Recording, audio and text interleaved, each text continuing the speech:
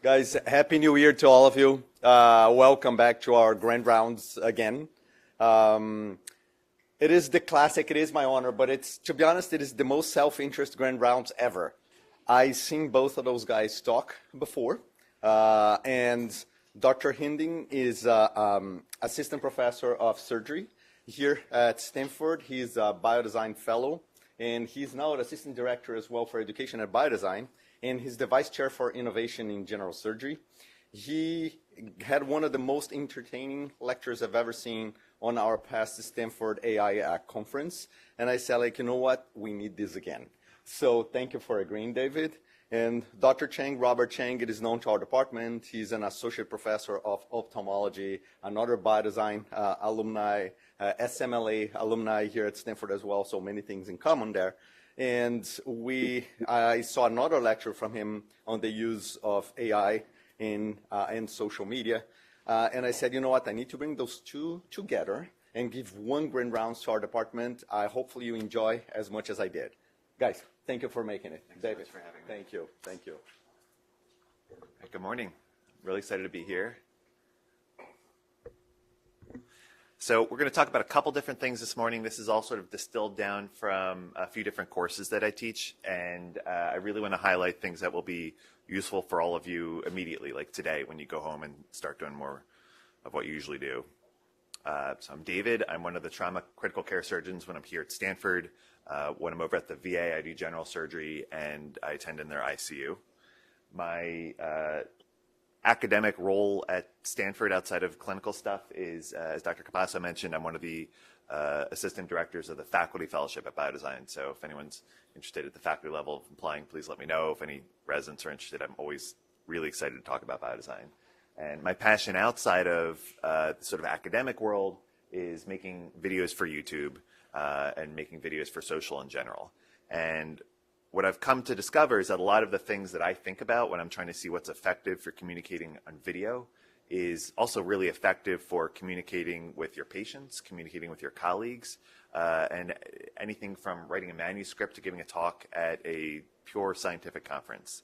So my goal in the next 19 minutes or so is to really hammer home why story matters at every level in academics, why you should care, regardless of what your sort of use case is, and some nitty-gritty tips on how you can start using AI tools to do a little bit of the heavy lifting for you.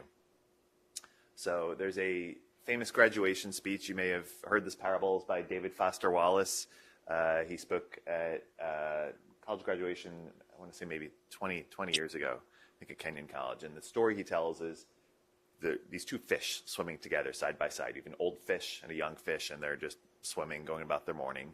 And a third fish comes over and goes, "Morning, fellas, how's the water?" The older fish says, "Oh, that's fine." Then the new one swims off. And after a couple minutes, the young fish says, "What's water?"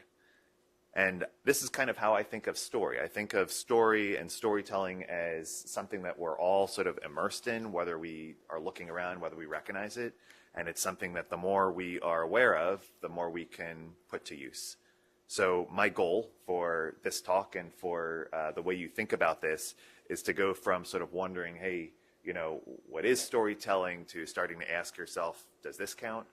Does this qualify as story? To starting to really realize that everything around you is story. And then this is my second goal, to leave you with actual tools and a sort of new framework and way of thinking about this stuff that you can apply immediately. So here's some reasons why storytelling matters to all of us. Stories let you create value, and I have some data behind this that we're going to look at in a few minutes. Stories let you build connection, build a bridge with your audience. They help people understand really complex concepts and data, and they help you be persuasive.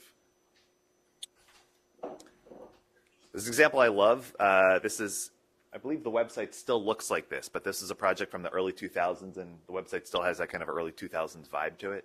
A few researchers wanted to see, could we add monetary value just by introducing an element of a story to junk, basically. So they went to garage sales, they went trash picking, they got all this junk, and they studied the before and after. So this little plastic piece of junk, this little teddy bear, they got it for $1. But when you add this story about how, you know, it brings back memories of your grandparents giving it to you at the beach, and you've brought it with you, put it on your desk everywhere in your professional career, suddenly someone's willing to pay $50 on eBay for that. Any beach you ever go to has a gift shop that has one of these trinkets with the penny in a bottle. There's nothing collectors about any of these, but they found that when they added a story to this, they were able to sell it for another $50-some. And just in case any of us think, well, maybe they're unrecognized collector's items, they grabbed trash out of, I don't know, the hotel hallway where people put their sort of room service back out to be collected, and they were able to convert this trash to something that was $50-some just by introducing a story. So that is monetary value that has been introduced just by creating story and sharing that with people. This is a page that we've all made ourselves. Some of us more recently than others. This was my list, my rounding list for the day, my first day of residency and surgery as an intern. And this is kind of what our sign-outs looked like at the beginning of the year, just like a jumble of information, trying to sort of regurgitate everything to people, trying to hand off everything you knew about a patient to the incoming team. And those of you who have been in the room, who are no longer that intern, and sort of hear these junior level sign-outs at the beginning of the year, start to see a real transformation that happens as the year goes on. By the time you get a month or two into the year, and certainly by the end of the year, residents and doctors are able to take this really complex amount of information and transfer it over to someone else that's coming on for the night in just a couple minutes. And the way they're doing that is by story. And they're condensing everything down and telling a story that paints the arc of a patient that fits in the data and sort of makes sense to us. And that doesn't just work for patient sign-outs. It works for manuscripts. It works for grant proposals. It works when you're giving a talk to an audience.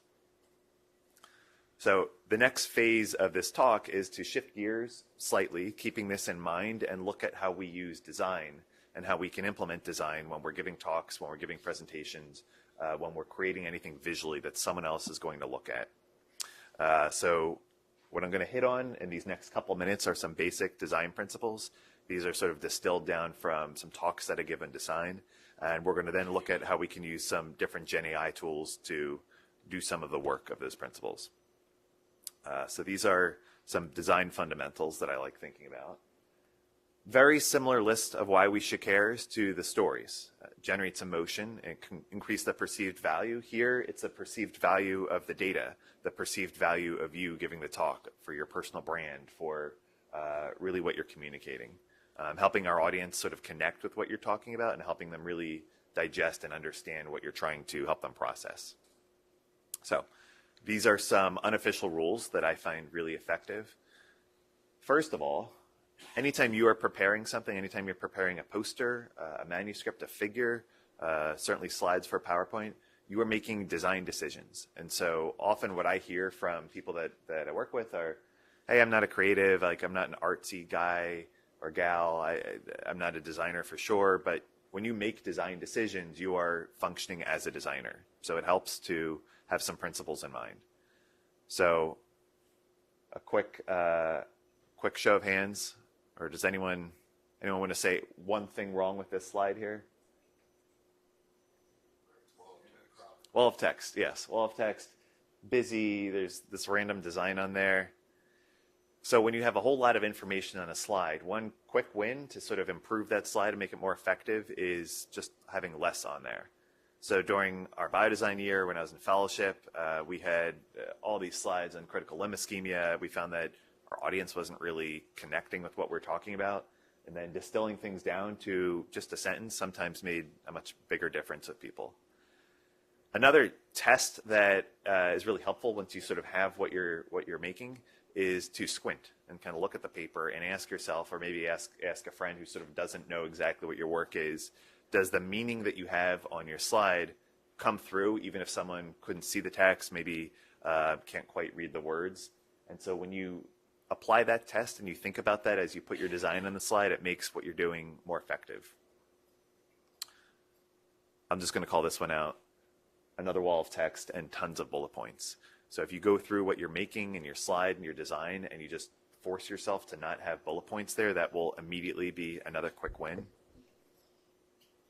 And then finally, this one's often overlooked. The typography, the font, the way you organize that in the screen can help with the actual way that you're communicating your data. So anyone who's a nerd about fonts, like me, will love this movie. I think it's still on Netflix. It's about Helvetica and how the font came to be, but it really gives you an appreciation for how design and font work together. When you are deciding how to organize it on a slide, you always want your typography to be legible. So a rule of thumb that I grew up with was never have serif fonts in a presentation. I think you can break that rule, but you need to be thoughtful because at a distance, fonts that have those little legs at the bottom that we call serif, they can be harder to see and harder to read. It should be designed in a way that you're communicating hierarchy and level of importance by differences in sizes and weights of your font. And then you can visually communicate the theme the way you have the font and the numbers styled sometimes. This is an example of, obviously Helvetica is like a famous, very well-known font. When you're selecting a font to use, what you want is to go with one that has different weights, different sizes, and then you can use that hierarchy when you're creating your information that you're going to put in the slide. Finally, contrast, really effective. You have to be careful not to overdo it because if you have too much contrast, no one really knows where you want them to focus on, but just a little bit of contrast in the right place can be very helpful. Okay. Final pivot, we're going to look at some generative AI tools that can really help you bring all this together. So what I've done is I've organized this by tip. So there's a tip, show you in action, and then I'll tell you what the tool is, and then the final slide of each of these has a QR code. So you can scan it to get that tool. So one tip that I've found really helpful across the board with LLMs is to not necessarily get as verbose as possible, but get as crisp and specific as you can. There are different ways that you can dial it in when you are working with whatever tool you have, where there are different sliders that you can use to tell the model like how much it can stray from your suggestion. But at a baseline, the words that you put in are going to be sort of the guardrails. So I wanted a picture that showed sort of someone's thumbprint as it was going on glass, and this is what I got when I typed in thumbprint on glass. But when you get a little bit more specific, and I tried sort of adding in that the thumb tip gets pale from pushing hard, you get something a lot more along the lines of what you might be looking for. So lots of text-to-image models. There's DALL-E. There are a bunch. Right now, in 2025, I think Midjourney is still the best across the board. From just sort of one-off images like we have here to taking a person and creating characters. Let me put up the QR code. And Midjourney is just really, really sophisticated and effective. And we're going to talk about some examples that might be from Midjourney. I'm not sure, but there's some in the next presentation that are absolutely uncanny that really look convincing. And Midjourney is the best at doing that right now. All right. Second tip. When you are using generative AI, you have this sort of time limit for how long your audience can look at something before they start getting that sort of uncanny feeling that something is off. And that time limit lasts longer if it's something that we don't know what it should look like. So if you type in, I don't know what the prompt was for this, maybe stuffed animal, massive animal in an island, no one really has a set expectation for what it should look like. But if you type in slow motion, woman in a hat, it looks okay for a split second.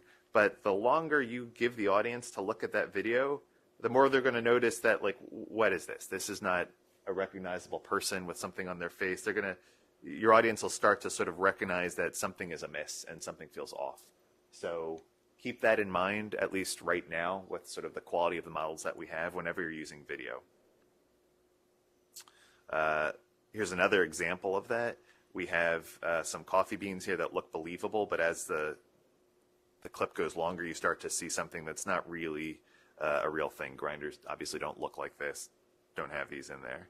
And then I love this example because it shows just how far we've come in the past year and a half. That was The Rock on the left. This is, I believe, a woman who was generated with Sora. Totally artificial, much more convincing.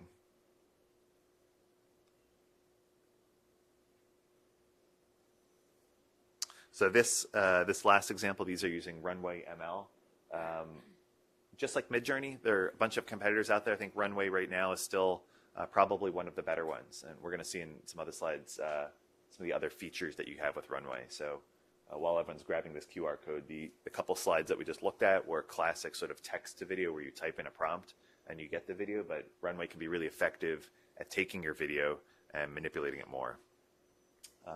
Final tip, when you are using AI to sort of do some blank canvas work for you and do some of the sort of getting you over that initial hump, always keep in mind that that's kind of its main job. So it's not going to spit something out that you're going to then present. It can sort of help you get started. This is a tool, I'll show you a little bit more in a second, but I typed in Introduction to Storytelling Keynote. This is what it gave me. Very well designed, useful to look at, but the text isn't really what I'm looking to talk about. It's talking about a tale passed down through generations. It's what you would expect for storytelling, but this is useful as sort of your first lift. So this is a tool called gamma.app. Again, useful for starting to give yourself a jumping off point if you're feeling stuck. Here's the QR code. And then some final quick use cases in this last minute or so. This is a video that I recorded. We don't need the audio, I can just show you, but this is a video that I recorded at my desk just with vertical video. And I thought, you know, how would I convert this to horizontal? Everywhere beyond those dotted lines was generated with AI. So I don't actually have those maps in my office, and I could play around with it a little bit more to make something look not like that. But it's incredible. Even if you just follow the pathway of the hands, it's able to create hands off screen, just knowing what it is. So if you have vertical video and you wish you had horizontal, you can use this tool to convert one to the other.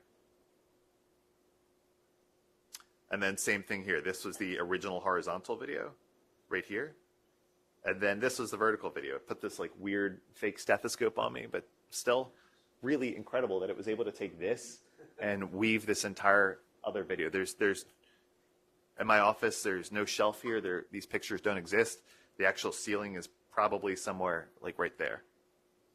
And then some final fun use cases. When I work with startups, sometimes I like to use AI to do some early prototyping for like the ad creative. So this was not an expensive photo shoot. This did not require a Thanksgiving turkey. We did not require different models of different genders and ethnicities. You can just use AI to sort of help you do that. And I've found AI really fun to use to sort of help you brainstorm and come up with names. And you can use AI to help prototype t-shirts and sort of early branding looks. So that's all I have.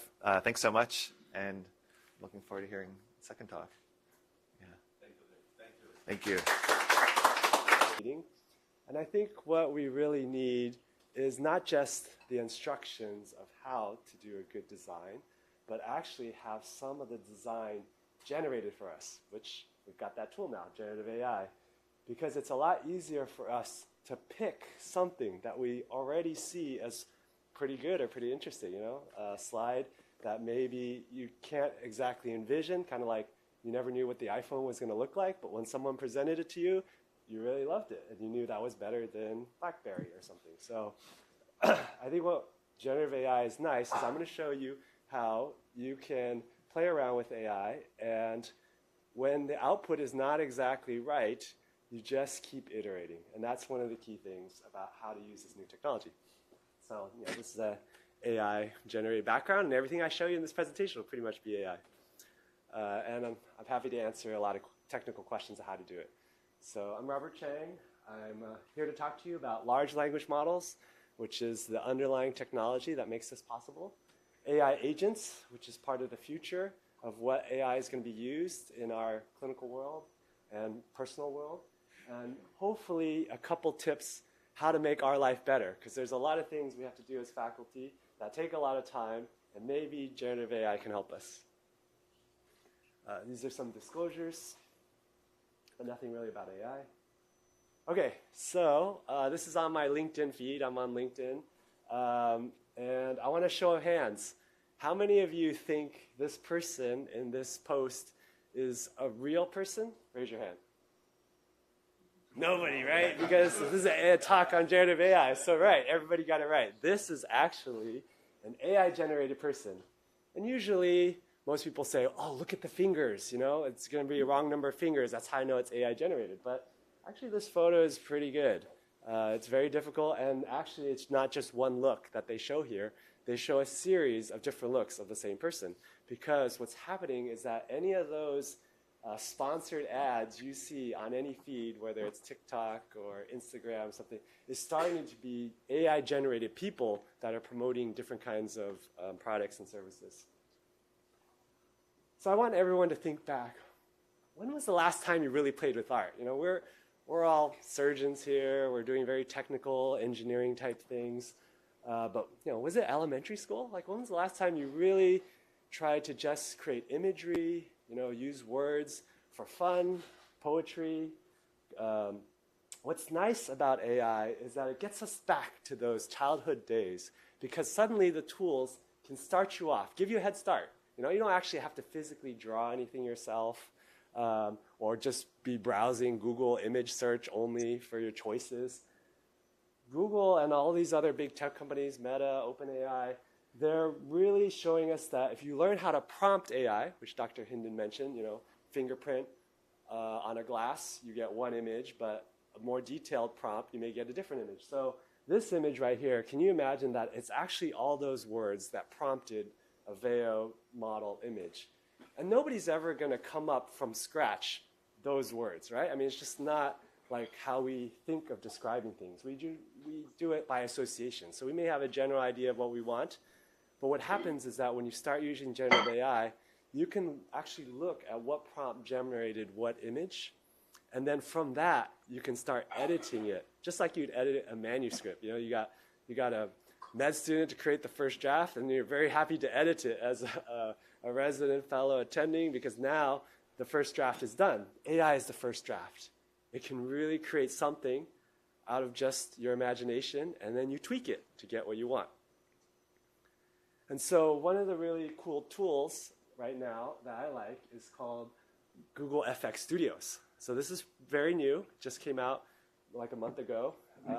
And it allows you to play with images, as in still pictures, video, as in motion pictures, music and audio, as well as combining images, things like whisk.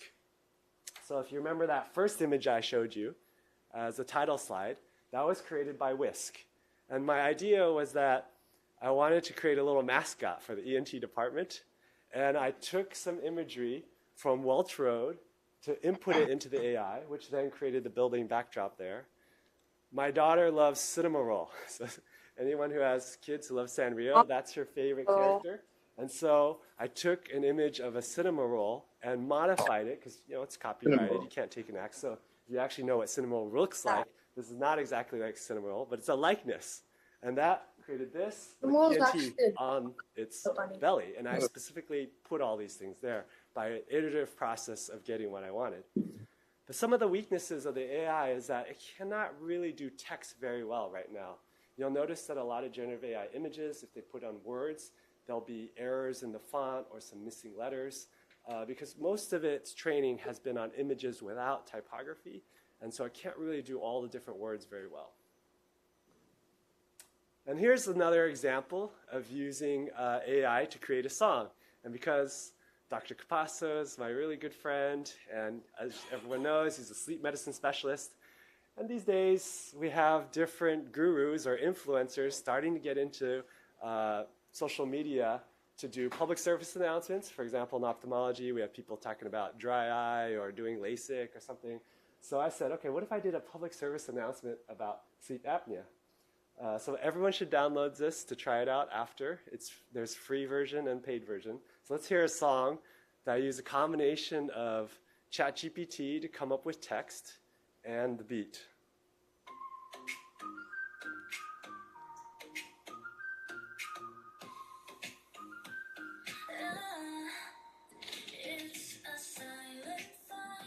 And by the way, I don't know how to make music at all.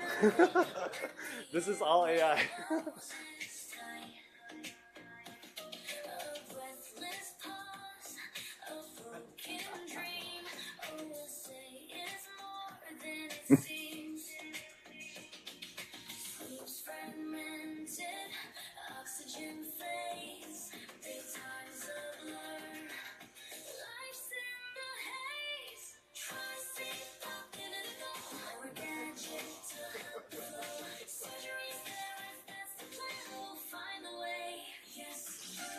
What is This is obstructive sleep apnea. So you may you may have noticed I even had to put the word C as an SEE, PAP, because AI makes a lot of, there's issues with homonyms and sounds and pronunciations because it doesn't really know necessarily how you want it. So I had to, if I had just left CPAP as in CPAP, it said it wrong. So very interesting about how AI really works. So if a lot of you want to get started with playing around with AI, I suggest that you use the Stanford AI Playground, because this has been put together with Nigam Shah and other leadership to allow it to be in a safe manner. Because you worry about, could I upload something that goes to these companies and there's HIPAA, private, PHI information. You don't want to do that. So by doing it in a secure playground, sandbox, none of it is actually sent to these companies, and it just stays through a filter, so that's it's on premise here.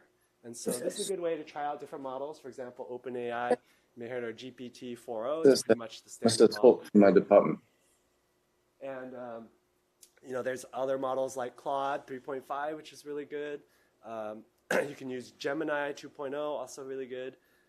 So it's fun to play around because, as you can imagine, each model has been trained with different data.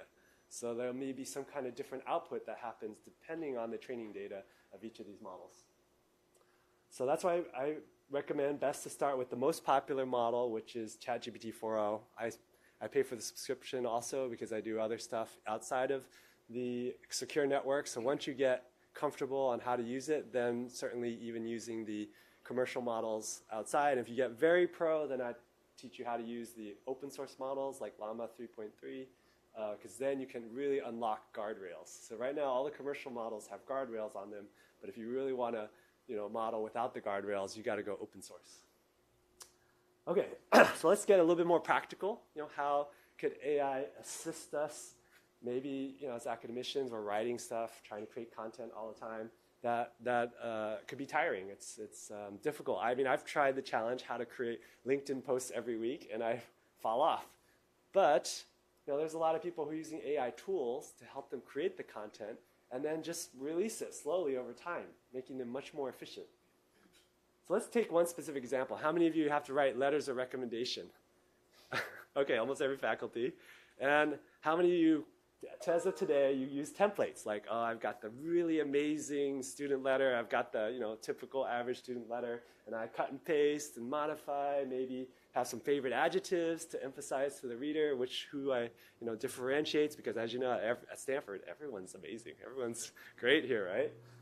Well, what's interesting is that now with ChatGPT, I've been trying to use it to help me make more differentiated letters.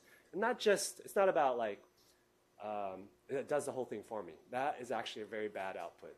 We call that zero-shot prompting. If you just say, write me a letter for so-and-so, it's very generic. It doesn't come out very good. But if you start uploading examples and you use the candidate's personal statements and they have resumes and maybe they wrote some articles and you start inputting that into the models, it actually starts to produce something that is a good first draft that you can actually use to go faster to make a unique letter. And what I like for inputting is called Google Notebook LM. It's a way to source multi-inputs, maybe from the web, maybe from PDF files, text files. It doesn't take Word yet. You have to change the formatting. So this can really help you get started. And then you can just change the style or expand it or shorten it or polish the wording. I mean, sometimes those abstracts and you're like, that darn 400 words. I've got like 500. I really love everything. How am I going to cut it out? You should try ChatGPT. Now, granted, you don't want to put maybe your secret research stuff onto the web, so you got to know what you're talking about. That's safe to input into AI models. You can try the secure playground first, if you're tentative. But it's actually turns out to be a lot of fun. So here's an example. I'm co-fellowship director for ophthalmology, glaucoma, subspecialty, and I've got to produce some content about our fellowship. What better way than me to take all of our annual reports from our department, all of our web links, all the content that's already been created. You put that into the model. Then you type in your search bar what you actually want to create. Do I want to create a one-paragraph summary? Do I want to create a brochure handout? and it'll produce something. And I might not like everything in there. I may change what I ask. I may say, use more professional words, or make it more casual, or I'll delete some things and only take the certain part that I like. But it's really like a first draft, again, for something that we may have to do every year repetitively. We want to change it, and it's a great starting point. So where are we headed with this amazing AI technology that can really help us become more efficient? Well, look at this way of communicating, because we think of ChatGPT as the ultimate chatbot. That's why it became so famous. Let me show you this demo of something called Project Astra from Google. All right, we've got a Pixel phone loaded with the latest test build of Project Astra, and we're going to leave the office to test it around London.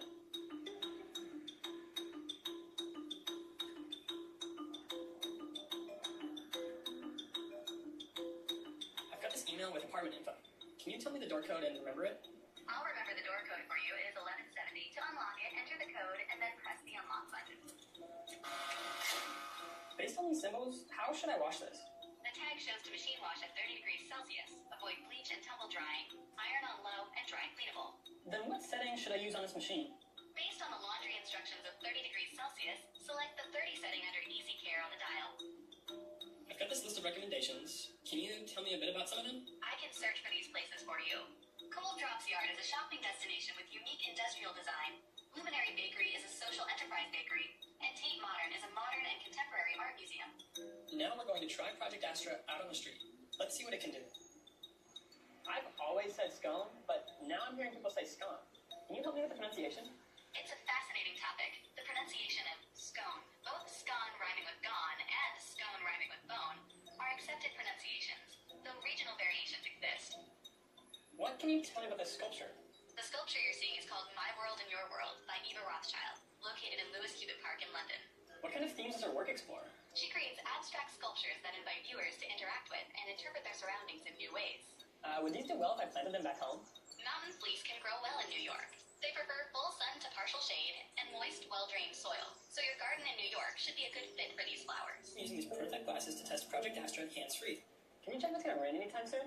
It looks like it is currently mostly sunny in London. Rain is expected tonight from around 10 p.m. until tomorrow morning at 6 a.m. Hey, what's that park next to me?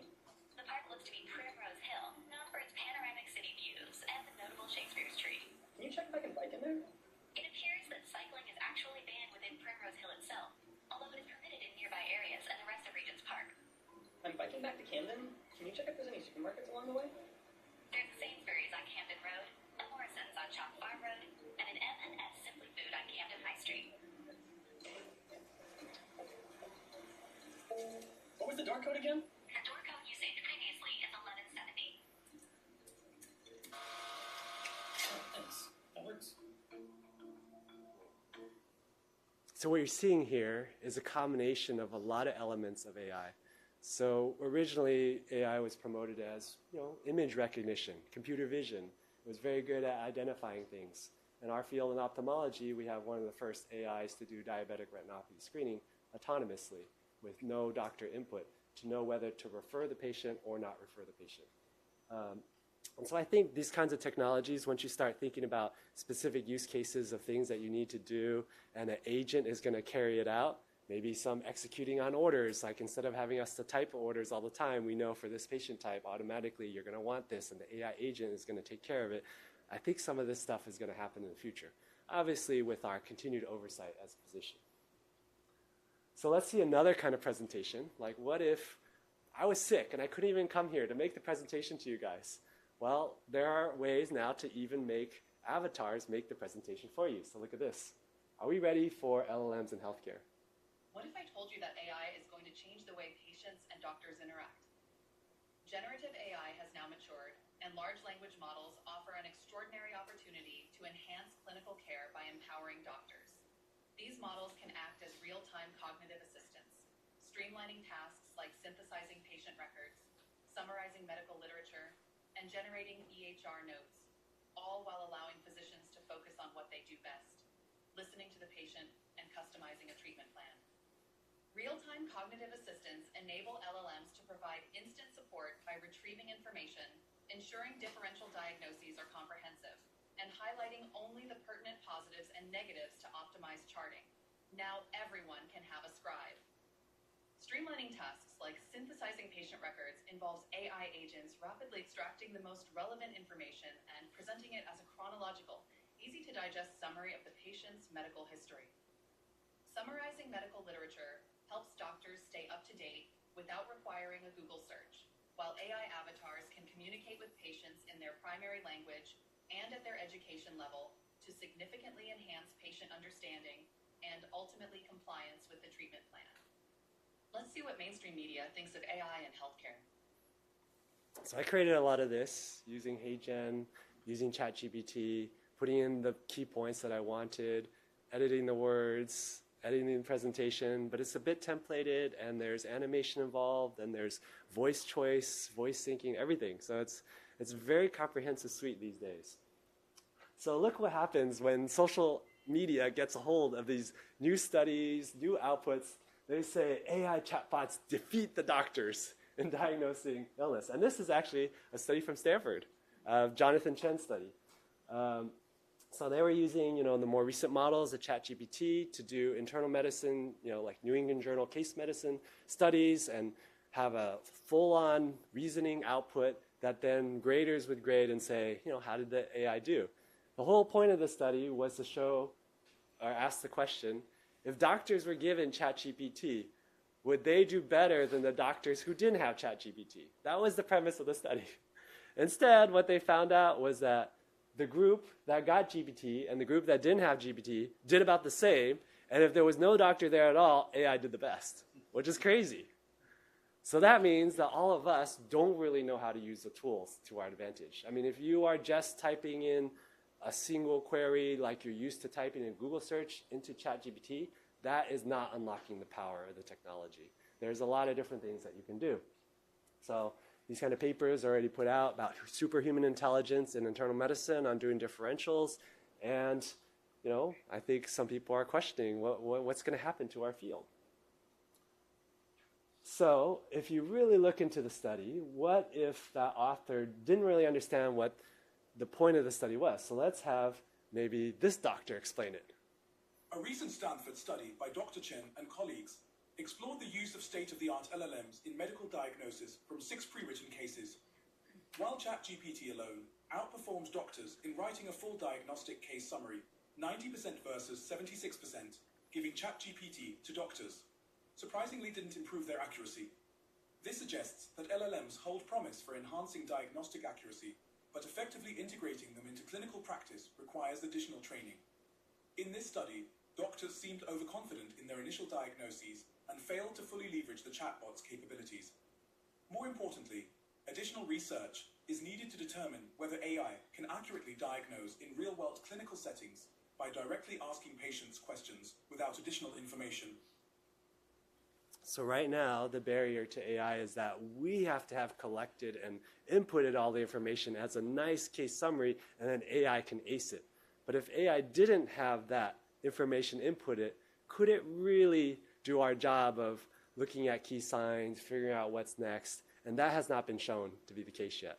So luckily, we still have something up against the AI.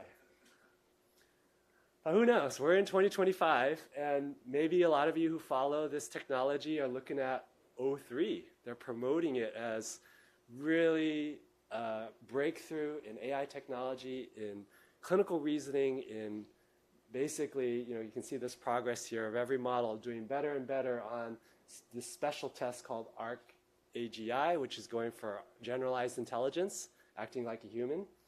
And these are the kind of tests that it gives the bot, which traditionally AI has a hard time with something that it hasn't really been trained on. So this is a kind of test where there is no training data for it.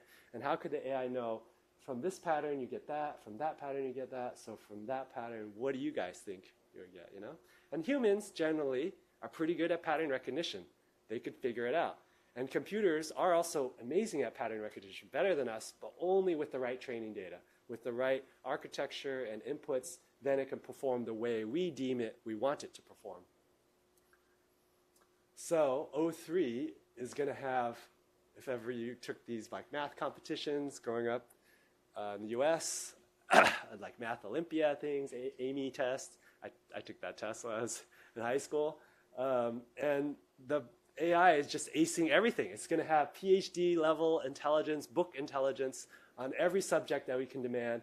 And now it's starting to do things like frontier math, which probably none of us could even do at all. So this is what's really happening in every subject across.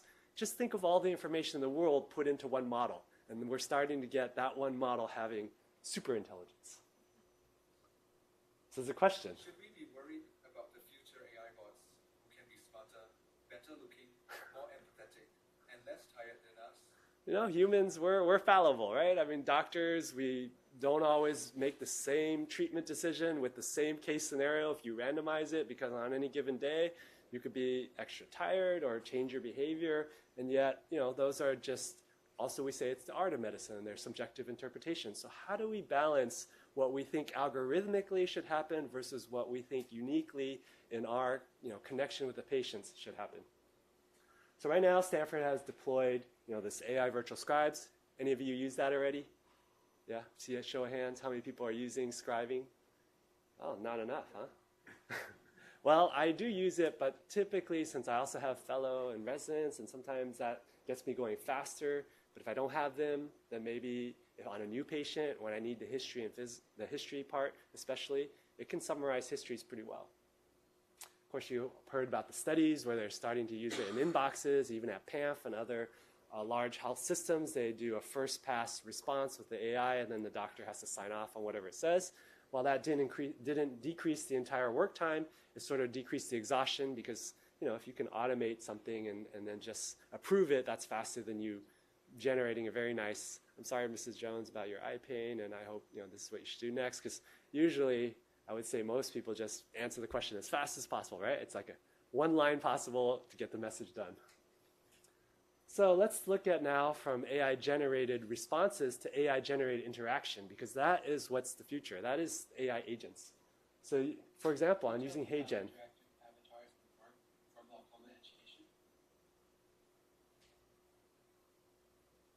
Absolutely. Interactive avatars can deliver engaging glaucoma education, explaining symptoms, treatment options, and preventive measures. They can also answer questions in real time, making learning interactive. So actually, I could create an avatar of myself, upload all of my pictures, take recorded videos of saying things, and make a version of myself. I'd be actually kind of scared to do that, giving that information to the cloud, to the commercial people. But theoretically, what could start happening is that obviously there's some lag and delay, and there's compute delays and things like that. So it's not perfect. And actually, most patients, they only want to see you, right? That's the whole point. They come to Stanford, come to doctor. They don't want to see a bot. Like, the more it's fake, the more they just disregard it. So I'm doing some research on how to figure out where that advantage lies. You know, there's a lot of wait times. People are just sitting around. Is there a way to help educate the patients? So let's look at something like this. Glaucoma often has no obvious symptoms, so it's important to go to regular checkups to catch any changes early. Sticking to your treatment plan, like using eye drops, helps keep eye pressure low and protects your vision. Think of it like caring for a plant. Consistent attention keeps your eyes healthy. Glaucoma is frequently asymptomatic in its early stages, making regular ophthalmologic examinations essential for early detection and intervention. Adherence to IOP-lowering eye drops is critical to slow disease progression. Regular OCT and visual field tests can enable identification of fast progressors who may need SLT or minimally invasive MIGS, or even filtering surgery to achieve lower eye pressures. So you can think about what's this opportunity to transform the way we deliver patient information or patient education. Because the AI is so good at taking things and making it more professional, making it simpler, trying to speak at a different level. I imagine all of us, you know, we try to adjust as much as we can, but, you know, when you got like 5-10 minutes of the conversation, you suddenly start with your spiel, and patients only remember like less than 50% of it. What if while they were, you know, waiting for you, or after the visit's done, they start interacting with these bots and getting the information they need to feel comfortable for potential surgery or, you know, side effects, all kinds of things. And so you can imagine this is a huge potential in generative AI. 在你等待見 Chang 醫師時，我能告訴你關於青光眼嘅乜嘢信息。我可以談論治療的風險和益處，向你展示如何使用滴眼液，解釋我們目前的臨床試驗，並回答你的青光眼問題。So I don't know how many people speak Cantonese here, but what's happening is that you can take this information and change primary language on the fly with it. So this is an AI-generated person, not real. That voice and everything is AI-generated. You can change accents. You can change the language. The word content, I use ChatGPT to take information. You can take, statements from like the academy. You can take contents from literature, summarize it, input it. That's what I do. Then you get the automatic video syncing to make it more realistic. And then eventually it's in a two-way avatar conversation, maybe on an iPad. So there's a lot happening here. But I think people don't recognize yet. And I believe in the next year or two, already they're doing this in like plastic surgery, different kind of offices where they're like a cash pay service business and they want to inform patients more about this kind of option. And so that's what I hear about in ophthalmology. So in summary, LLMs are really good at answering generalized questions because if you can imagine, every question that's been written a response on the web is trained in these models already. So while there may be some inaccuracies, misinformation, we worry a lot about what's medical grade level and what's appropriate. That's like in the realm of treating. So if we're just in the realm of, well, they would have read the web on this anyway, that is actually what this is pretty good for. And it's also very comprehensive in generating differentials because it may not be very specific and always helpful, but if you use it in a way to give you all the options so that you can then not miss anything, I think that will make us better, the group with doctors with ChatGPT against doctors without ChatGPT. So one of the main problems that we have is these models are producing outputs, but we have no way to grade them at a medical level. Like what is MD acceptable consensus when they're saying something about sleep apnea or about glaucoma, for example. So communities need to get together to set the standards so that what the outputs are producing are acceptable for general consumption. And also what's kind of happening here is that we have this phenomenon of worsening VIP syndrome where everybody is searching for all the information, for all the unique things, and thus could we actually end up worse by doing too many N of 1 treatments, doing custom treatment, precision medicine for every single patient without actually still following things where we could understand the outcomes long term from large randomized trials. And the big question is whether, since we have such a lack of primary care and screening, and how many of you can get in to see a PCP tomorrow without your Stanford connection? It's really hard. So with AI, is there a potential to start even doing some of the intakes and the triage and getting it to the right doctor, trying to figure out what's happening? That's a slippery slope, but I see this as a possibility. And people in telemedicine are doing this already, like HealthTap AI and other companies. So I think it behooves all of us as physicians in our field to make sure that this technology is used well and that we all need to play around with it. So we'll start with the AI Playground, and then that's the website there, and you log in through your Stanford email and see what the potential is, just as the examples I've shown you here today. So thank you very much for your attention. We can have a lively discussion, and is AI really a threat to our field or an opportunity? Here's the rest of Robson's song. So,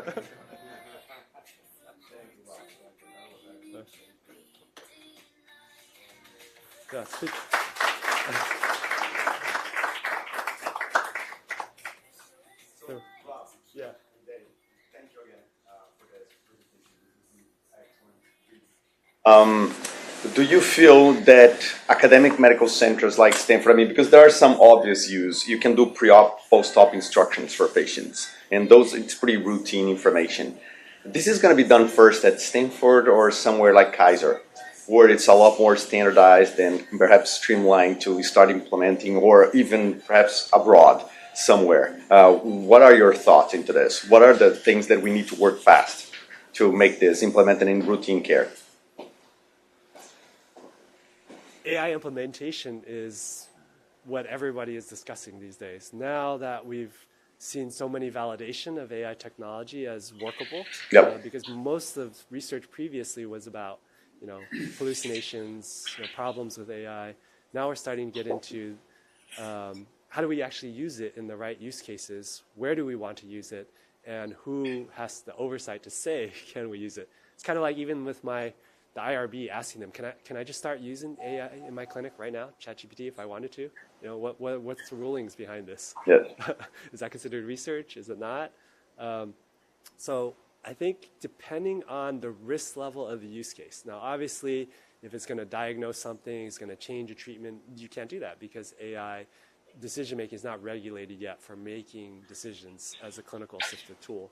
But if it's just doing something more like giving information out that already exists, kind of like general, like, oh, you should eat better, you know, exercise, then that's not regulated. So we're trying to figure out where these will fit. And Stanford, you know, as a community here is like, you know, so immersed in AI, I believe that this group of doctors within Stanford should be in the forefront of pushing it. But how many of you have seen this kind of AI videos anyway, by the way? Avatars talking, raise your hands. Maybe all the trainees have.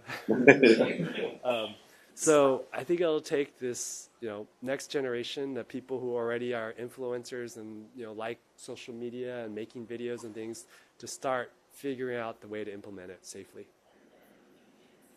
There was recently, within the last several days, I heard on the news that there's a law either being proposed or in effect that will prevent AI collaborating with insurance companies unless there's a physician involved in how they judge cases as far as what's paid and what is not paid, especially with all the publicity with the murder of Thompson. So, yeah. I hadn't heard that specific news about the law. I think it's interesting in general when we look at how to regulate AI in medicine, in academics, because I feel like it's constantly like an arms race. Because hearing something like that, my mind immediately goes to how are they gonna track this? So I think that ruling may have some impact, but my guess is that these guys are still going to figure out a way around it, and that we're going to be stuck with sort of figuring out how to work in that environment anyway. It's so hard to regulate, and there are tools to see when AI has been involved with something, but now there are tools to start removing the AI watermarks and the AI footprints and everything. So it'll be interesting to see what happens. You can legislate all you want, but how you enforce it is the challenge. Because, for example, I use those AI detectors. I try to create writing to see if the detector can tell that AI has been involved with it. And if you change it enough, AI generators, it's actually still your content, and thus it cannot distinguish. So for whatever way you say, like I know that there's some legislation that says you have to say when AI message is sent to anyone, it has to be stamped as AI. But how are people going to enforce that? If it's faster, cheaper, easier, companies are going to create more, prior auth bots to help save them money, and then we're going to create bots to fight those prior auth bots. And it's just going to be a battle here, because when it's a human AI hybrid, there's no way to regulate it. When it's AI only, yes, detectors can work. When it's purely generated by AI.